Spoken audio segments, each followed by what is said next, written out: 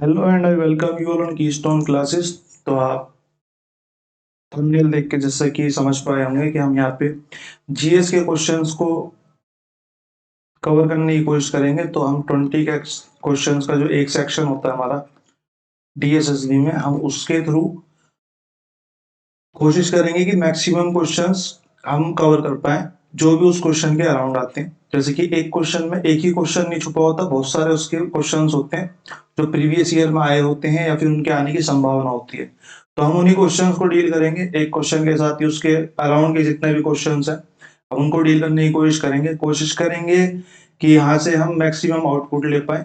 सिर्फ ये क्वेश्चंस और आंसर वाली क्लास नहीं होने वाली है कि क्वेश्चन आया और मैंने यहाँ पे डी पे टिक कर दिया, बात खत्म हो गई। नहीं, इतना इजी नहीं होता जीएस को अटेम्प्ट करना। अगर आप जीएस का पेपर भी दोगे, पेपर मॉक्स भी दोगे, तो आपको उसको बैठ के एनालाइज करना पड़ेगा।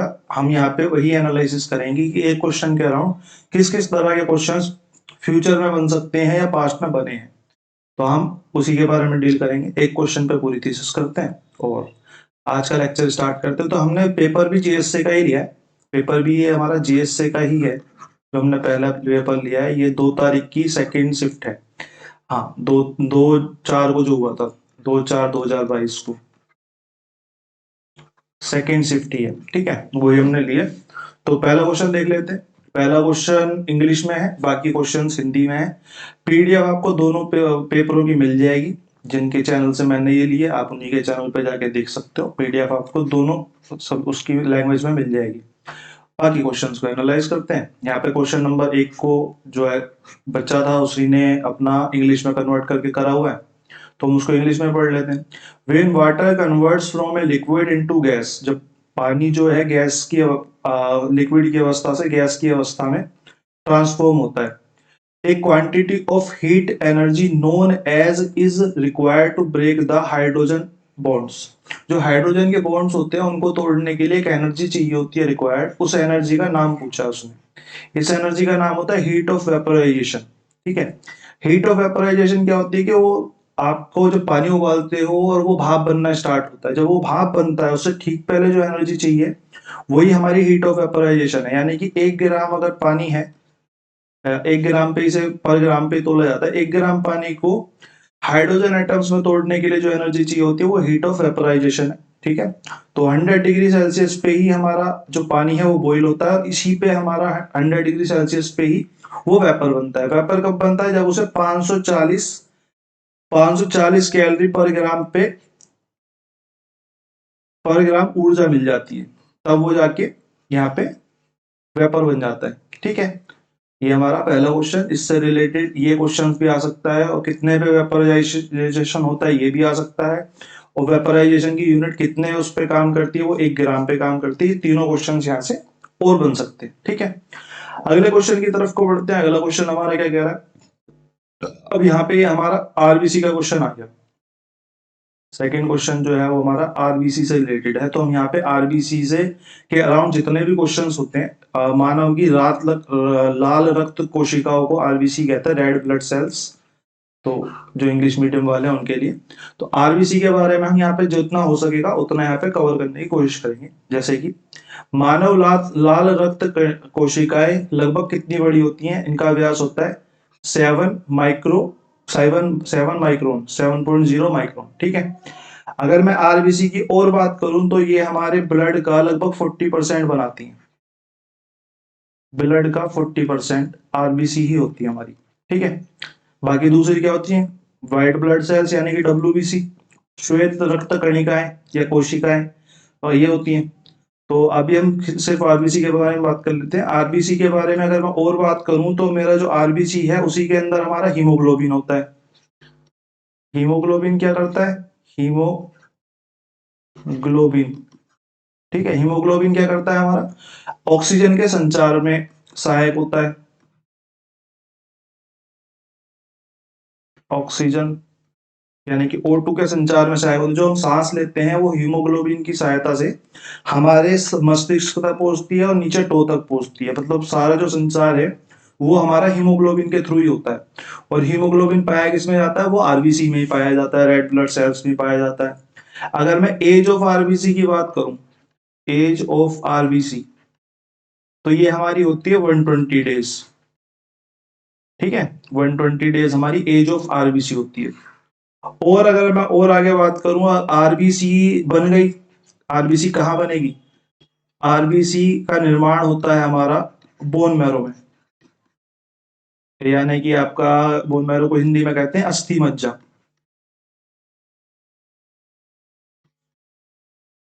बोन मैरो, ठीक है। और अगर ये बन गई आरबीसी तो इसका नष्ट भी करना पड़ेगा। आरबीसी नष्ट कहाँ होंगी? नष्ट हमारी होंगी लीवर में, यकृत में, या फिर एक ऑप्शन और आता है प्लीहा में। प्लीहा में जाके आरबीसी जो है वो नष्ट हो जाती है। अब एक क्वेश्चन कभी आया तो नहीं है, लेकिन आरबीसी का जो साइज होता है वो डिस्क के आकार का होता है। ये क्वेश्चंस कभी मेरे हिसाब से सीडीएस वगैरह में आया था। तो आरबीसी का जो आकार है वो डिस्क के आकार का होता है। और अगर मैं सबसे बड़ी आरबीसी की बात करूं, एक पॉइंट और लिख लेते हैं, सबसे बड़ी आरबीसी, बिगेस्ट, तो हम उसे मोनोसाइट कहते हैं। मोनोसाइट, मोनोसाइट्स, मोनोसाइट्स कहते हैं, ठीक है, मोनोसाइट्स कहते हैं, इससे है, ठीक है। और अगर मैं छोटी की बात करूं, छोटी को मैं यहाँ लिख देता हूँ, सबसे छोटी जो हमारी आरबीसी होती है वो कस्तूरी मृग की होती है स्तनधारियों में।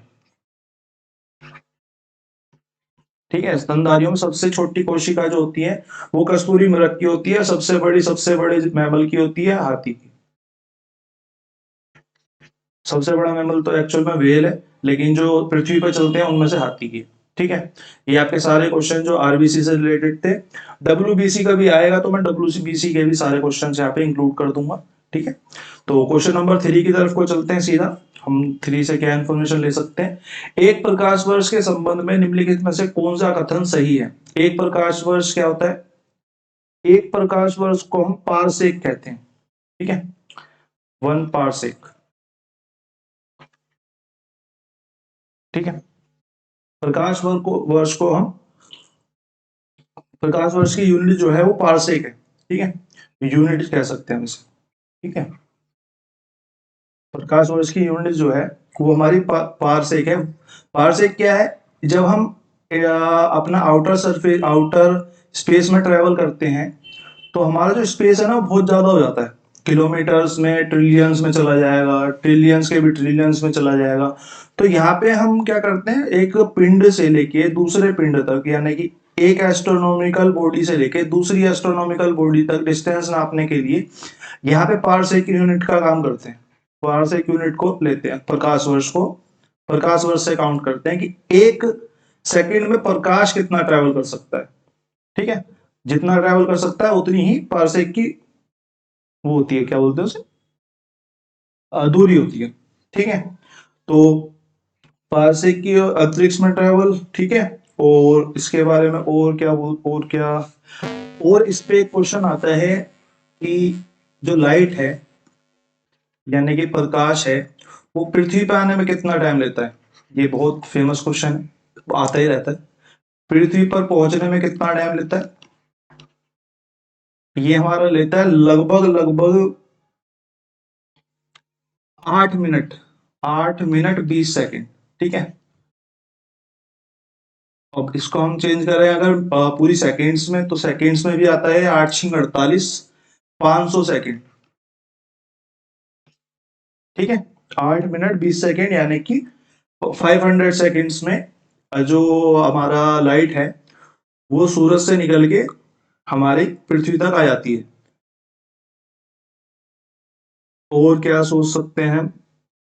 और इस पे क्या क्वेश्चन बन सकता है? और इस पे अभी तो मुझे कोई कुछ याद नहीं आ रहा। ठीक है, तो हमारा जो क्वेश्चन का आंसर एक बार देख लेते हैं। एक प्रकाश वर्ष के संबंध में निम्नलिखित में से कौन सा कथन सही है? यह एक प्रकाश वर्ष की प्रकाश द्वारा तय की गई दूरी है जिसको हम पारसेक यूनिट से नापते हैं। एक पारसेक का मतलब हो गया, आपको ये भी पूछा जा सकता है कि एक पारसेक का क्या मतलब है? एक पारसेक का यही मतलब है। ठीक है, और लाइट को पृथ्वी पर पहुंचने में 8 मिनट 20 सेकंड लगते हैं, यानी कि 500 सेकंड लगते हैं। ठीक है, अगले क्वेश्चन की तरफ को चलते हैं। अगला क्वेश्चन हमारा करंट अफेयर का है। इस सीरीज में हम करंट अफेयर को एंटरटेन नहीं करने वाले। क्यों? उसकी भी वजह है, क्योंकि करंट अफेयर स्टैटिक नहीं होती, वो डायनेमिक होती है, वो टाइम के हिसाब से चेंज होती है। अब 2021, ये 2022 का पेपर है, तो 2021 के क्वेश्चन आए हैं। अब 2024 में जो पेपर होगा, 2024 में जो पेपर होगा उसमें 2023 तक के क्वेश्चन आएंगे ज्यादा से ज्यादा। इससे नीचे तो कर भी नहीं पाओगे, इतनी याद भी नहीं रह सकती, तो इसका कोई फायदा नहीं। तो हम इस यहाँ पे इसलिए करंट अफेयर को एंटरटेन नहीं करने वाले। बाकी आप देख लो, धर्मेंद्र प्रधान के और शिक्षा मंत्री थे। अब अगले क्वेश्चन की तरफ को चलते हैं। 5वां नंबर क्वेश्चन हमारा क्या कह रहा है? निम्नलिखित में से किस स्थल में 3 मंजिला शैलकृतित गुफाएं पाई गई हैं? 3 मंजिला शैलकृतित गुफाएं, शैलकृतित का मतलब रॉक कट,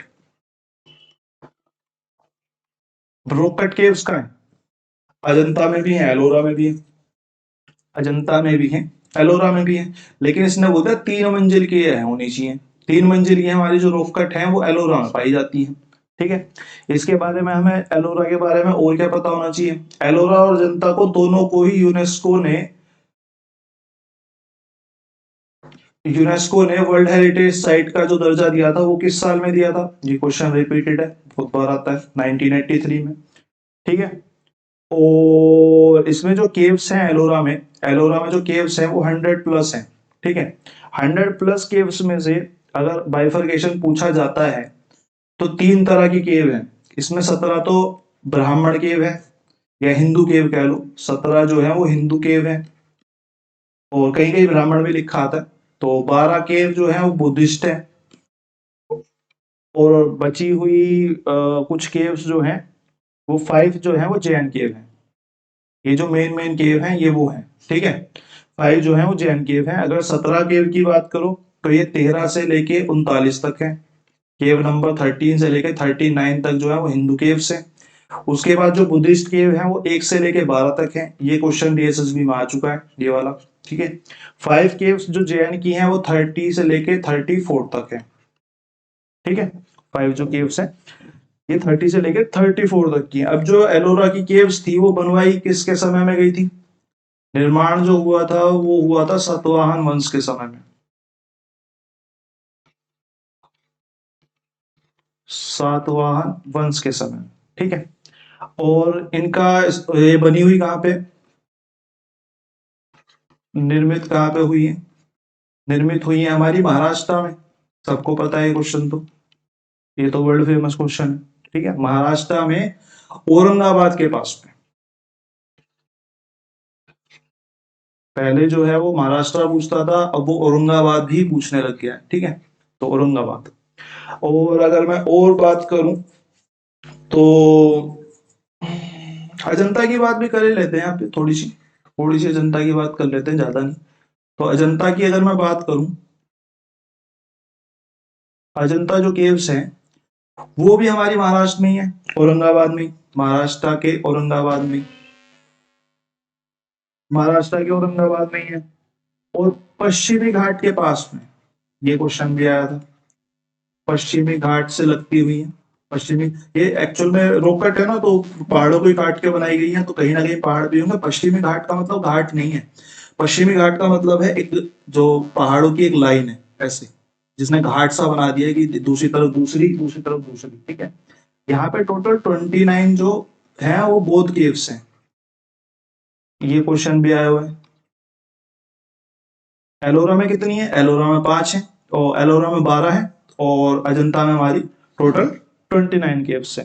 ठीक है, और अगले क्वेश्चन की तरफ को चलते हैं। इस क्वेश्चन में इतना ही, काफी जानकारी होगी इसके के लिए। तो मेरे को 1 मिनट का समय दीजिएगा, आवाज आ रही है नीचे से।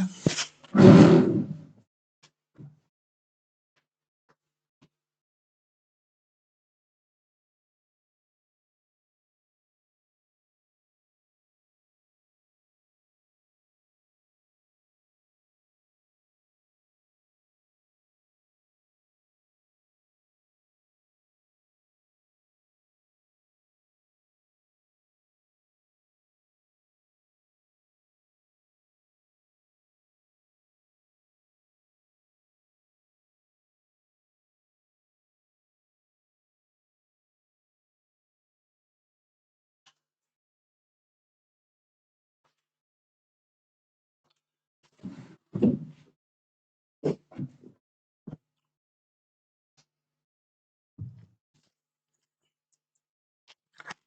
हमारा जो क्वेश्चन नंबर 6 है आज का, वो हमारा क्या है?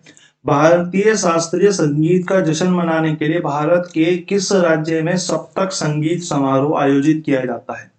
सप्तक संगीत समारोह। तो इसके बारे में हमें, ये भी स्टैटिक का पोर्शन है, स्टैटिक को भी इस वीडियो में रहने देते हैं। ठीक है, स्टैटिक की मैं वीडियोस बना बना के आपको सारे जितने भी टॉपिक्स हैं कोशिश करूंगा वीडियोस में आपको कवर करा दूं। तो करंट अफेयर और स्टैटिक यहाँ पे नहीं होने वाली है इन क्लासों में, इन दोनों को कवर नहीं करने वाले, हम वो टॉपिक्स कवर करने वाले हैं जो एक्चुअल में सब्जेक्ट पे बनते हैं। ठीक है, जैसे कि अगला, शाहपुर कंडी किला भारत के निम्नलिखित में से किस राज्य में है? पंजाब राज्य में। इसको ऐसे ही याद कर लो। ठीक है, बाकी मैं थोड़े से किले बता देता हूँ जो थोड़े से मेन मेन से किले हैं। पंजाब का तो ये बोल दिया, हरियाणा का मैं देख लेता हूँ, हरियाणा में कौन कौन से हो सकते हैं। हरियाणा में एक तो भदरा किला है, अहमदाबाद के पास।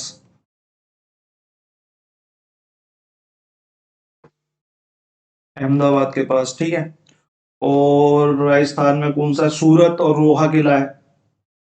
रोहा तो बहुत मशहूर है, सूरत किला तो सूरत में ही है, और रोहा किला है। ठीक है, गुजरात से मेरे को जो किले याद आते हैं, सॉरी ये तो भद्रा, ये तो सॉरी हरियाणा के नहीं है, ये राजस्थान इसके हैं। हरियाणा के मैं यहाँ लिख देता हूँ। हरियाणा में मेरे को फतेहाबाद किला है।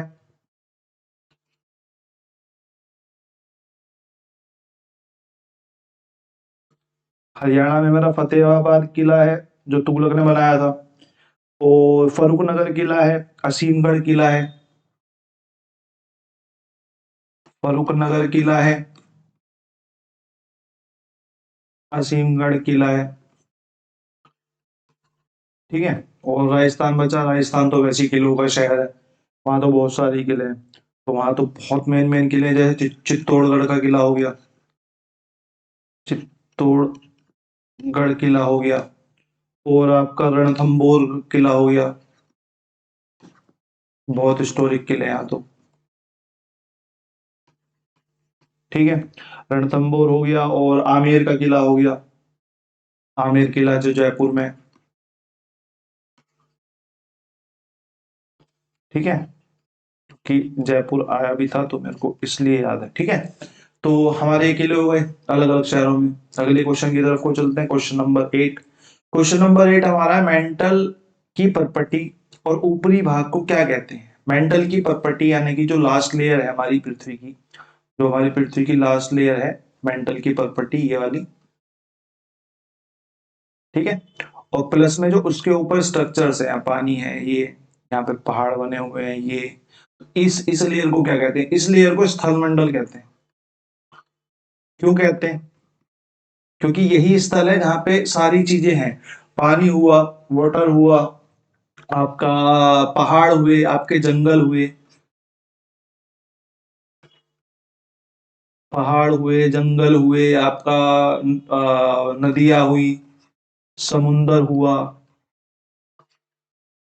ये सब इसी पे है, इसलिए इसे स्थल मंडल कहते हैं। स्थल मंडल का मतलब वो है ऐसी जगह जहां पे निवास है, एक रेडियस में। ठीक है, एक रेडियस में जहां पे निवास है, ये इस पूरी रेडियस पे निवास है, क्योंकि कहीं तो पानी गहरा है, वहां पे आपकी जो डेप्थ है वो ज्यादा हो जाती है, कहीं पे पहाड़ है तो उनकी डेप्थ ज्यादा हो जाती है, तो ये इस पूरे एरिया को ही हम स्थल मंडल कह देते हैं। ठीक है, अब स्थल मंडल के बारे में आपको क्या पता होना चाहिए? स्थल मंडल जो है, स्थल मंडल के ऊपर जो है वो दुर्बल ताप मंडल है, दुर्बल ताप मंडल। और नीचे जो है वो आपका वायुमंडल है, वायुमंडल। ये आपको थोड़ा सा पता होना चाहिए। ठीक है, और समताप मंडल, समताप इसके ठीक पास समताप मंडल चालू होता है, जो 6 से लेके 20 किलोमीटर तक की रेडियस में आता है। ठीक है, इसी में हमारी ओजोन लेयर है, ओजोन लेयर भी हमारी समताप मंडल में ही पाई जाती है, ठीक है। ओजोन लेयर के बारे में सबको पता ही है, हमारी यूवी रेडिएशन से प्रोटेक्शन करती है और उन्हें आने नहीं देती, ठीक है। अब इसके 20 किलोमीटर और बस इसके बाद अगले उसमें देखेंगे, कुछ अगला आएगा तो, ठीक है। और अगला क्वेश्चन क्या है हमारा, निम्नलिखित में से किसे राजकोषीय घाटे से निबल ब्याज देनदारियों को घटाने, क्या घटाया हमने, निबल ब्याज देनदारियां घटाई, किससे, राजकोषीय घाटे से। राजकोषीय घाटे से निबल देनदार ब्याज देनदारियां घटाने पर प्राप्त परिणाम के रूप में सही ढंग से परिभाषित किया जा सकता है। भाई मेरा राजकोषीय घाटा था, मेरे को कोई घाटा हुआ और मैंने उसमें से देनदारी हटा दी, क्योंकि मुझे देनदारी अभी देनी तो है नहीं। अब भाई मैंने किसी से ब्याज पे पैसे लिए तो मुझे पहले से ही घाटा हो रखा है, तो मैं उसके ब्याज के पैसे लुटाऊंगा थोड़ी ना, या उसका मूल चुका सकता हूँ, ब्याज नहीं चुका पाऊंगा, बहुत बार होता है ऐसा। तो इसी चीज को हम प्राथमिक घाटा कहते हैं, कि जो एक्चुअल में अब जो अमाउंट बचा ना भाई, मेरे को वो तो देना पड़ेगा, मैं ब्याज तो नहीं दे सकता, लेकिन मेरे को मूल तो देना ही पड़ेगा, मूल देना पड़ेगा, तो इसी को हम प्राथमिक कह देते हैं इकोनॉमिक्स के टर्म में। तो ये हमारी प्राथमिक देनदारियां हो जाती हैं, ठीक है। प्राइमरी डेफिसिट कहते हैं इसे इंग्लिश में, प्राइमरी डेफिसिट मैं लिख देता हूं, प्राइमरी डेफिसिट, ठीक है। और हमारा रेवेन्यू डेफिसिट क्या होता है, ये हमारा रेवेन्यू डेफिसिट होता है। अगर मैं इसके बारे में बात करूं, रेवेन्यू डेफिसिट, रेवेन्यू डेफिसिट हमारी वो राशि होती है या वो अमाउंट होता है जो हमारा व्यय करने के लिए उपलब्ध होता है।